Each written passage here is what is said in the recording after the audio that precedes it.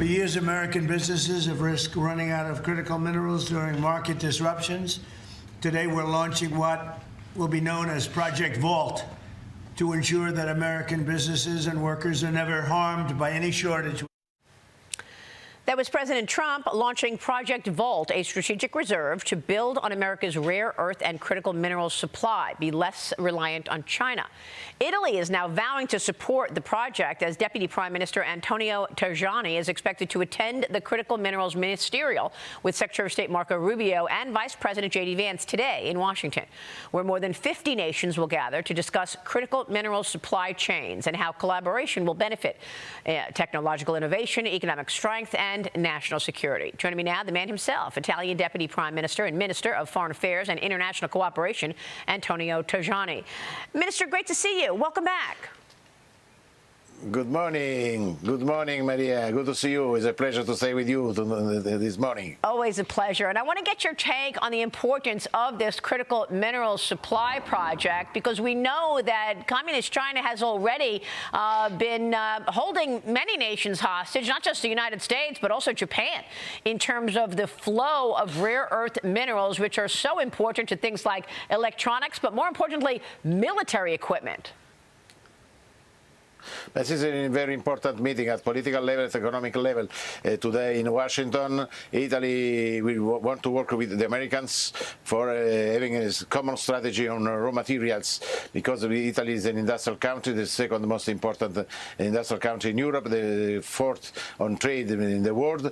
For this is important for us to have low prices for raw materials. In this moment, China is the queen of the prices of the raw material. China decides the price of raw materials. If we want to compete at global level, we need to have a common market. For this, we need to work Europeans, Americans, Japan, South Korea, with the Africans and South America for low prices, to have another market for the competition, for helping our companies. Yes, you're absolutely right in terms of pricing, but it's also just the excavation and the production and the refinement of these metals. What can be done, do you believe, in terms of ensuring that your country, Italy, as well as America, has access to these kinds of minerals and, importantly, the refinement and production of those minerals? Yes, of course, it's important to work also in Africa. We need to organize joint ventures for transformation of the raw materials in this continent, for involving more the Africans. Today there are also Africans in this important meeting organized by United States, by the Secretary of State of Rubio. Italy is ready for doing more, for investing more, because it's crucial for us, for our companies. They need a strong action on raw materials, rare earth, for example. Also for the microchips, it's important to have low prices for raw materials, because without raw materials it's impossible to have microchips. This is for the competitiveness of the West. America and Europe is crucial to do it, and we are ready for working in the next month and next years with the Americans, as Italy, as the European Union. Yeah, and that's very important, to work with other nations as well. Minister, let me get your take on the demand story, because in the United States right now, we are looking at spiking demand for everything from semiconductor chips to power because of the AI revolution. Are you seeing that kind of demand for AI and the need for those minerals in Italy as well? What can you tell us? Assess the backdrop for us. Now, we are working on this because for us it's important. This is AI is crucial for the competitiveness. It's crucial for the future. We need to pave the way for a good future for our society, but first of all for our industries. In Italy, industries are crucial for growth, for jobs. For this also to work on artificial intelligence is very important. But of course, we need to manage the artificial intelligence. It is important for the politics, for industry to manage artificial intelligence, because we are the people, and artificial intelligence is for us, not us for artificial intelligence.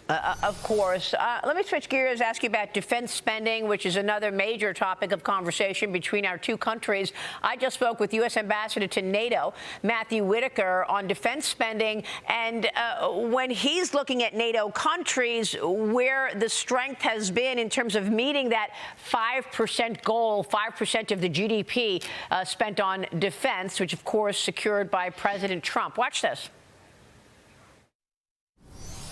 The Polish are already at 5% spending. The Lithuanians, Latvians, Estonians, obviously not huge countries, but with huge hearts that are spending a lot of money, and they're all going to be meeting the 5% commitment. Germany is planning to hit that commitment in the next 4 years, by 2029. But, we're still going to have some countries that need to step up, and especially our friends that are further away from the eastern flank, further away from what the perceived Russia threat, are certainly not spending as fast.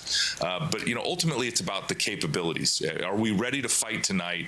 And do we have the modern weapons that are ready to show up and sustain the battle? Antonio, what do you think about that? Will Italy be spending more on defense this year?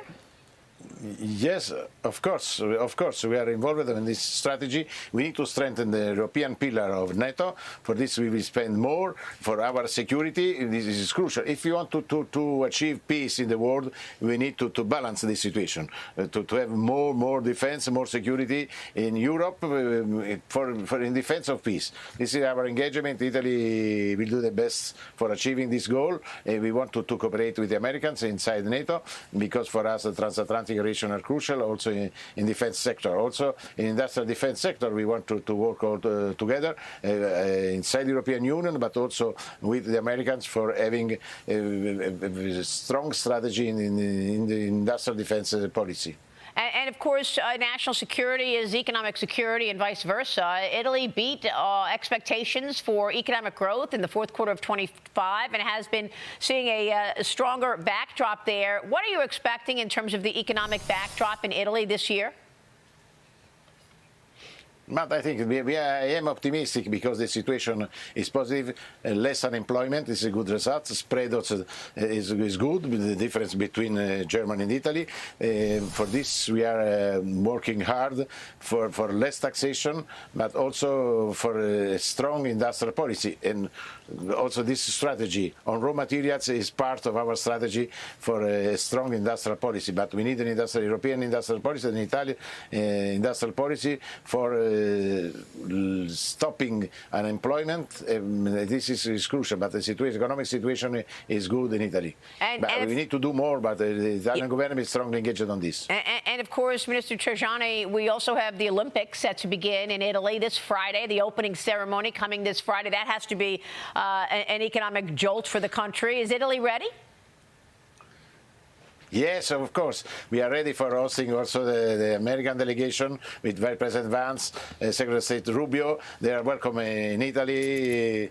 We are ready for a big event on Friday in Milan with the President of the Republic, with all the Italians ready for hosting this very important event. It's a good message in favor of peace in the world. We want to use these Olympic Games also for a ceasefire in the world during the time of the Olympic Games. This is important. And of course, you're meeting with Marco Rubio and J.D. Vance today. What would be your message to them this morning in addition to the critical minerals conversation? But we are ready for a strong cooperation with America. As you know, for Italy, for Italian government, America is our best friend in the world. Europe and America are two stars for us. For this, I want to strengthen our cooperation. Wonderful. Minister, it's great to see you as always. Thank you, sir.